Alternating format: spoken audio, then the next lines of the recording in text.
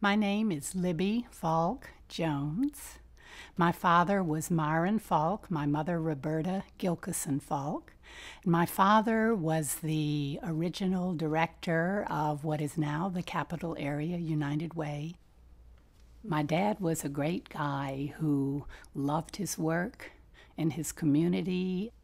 He was born in New Orleans in 1906.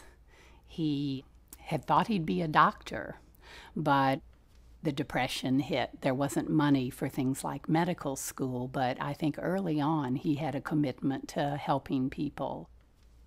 He came to Baton Rouge in the Depression to really throw himself into work helping people. He was involved in the 1930s in a number of the relief efforts, including starting and running a transient bureau, which was the name for all the folks who were out of work.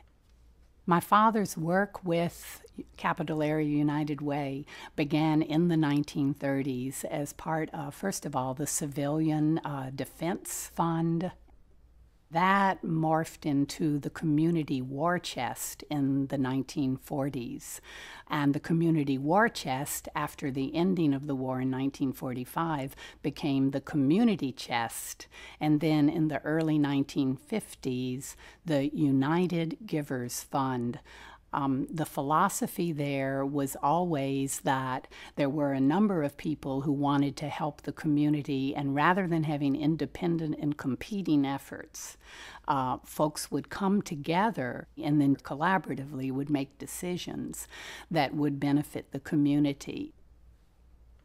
For my dad, helping people never meant giving handouts. It always meant enabling people to find themselves and find a way to contribute. He believed very strongly that every person had something to give, and he wanted to help people find what that was and enable them to contribute and be of use. So the transients, for instance, began building a community in which to live. It would have been an early version of Habitat for Humanity because they learned how to build houses so they could have places to live.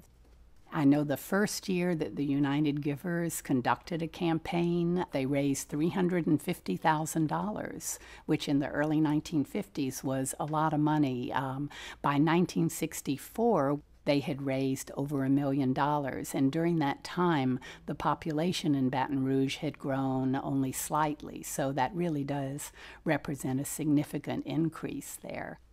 If my father were advising someone on getting involved with the United Way, I think the first thing that he would say is that a small step is a big step, that involvement doesn't have to be in terms of money.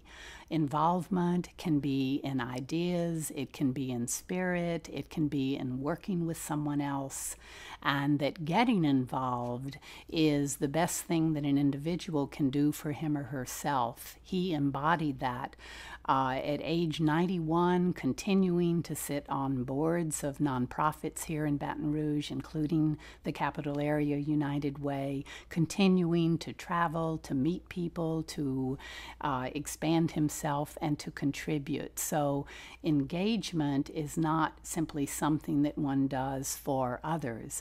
It builds back into the individual and expands that individual, and that's a powerful reason for becoming involved. In 1997, a month before he died, and his death was quite sudden, but it ended up being a month before he died, he was the first recipient of the de Tocqueville Award from the Capital Area United Way, which is the highest honor that the organization can give. And as I think Lee Berg said in giving it, it was a no-brainer that Myron Falk would be the one to be so honored. But in his comment on receiving that award, this is at age 91, he said, "I have lived a life of satisfaction. I wouldn't change a thing."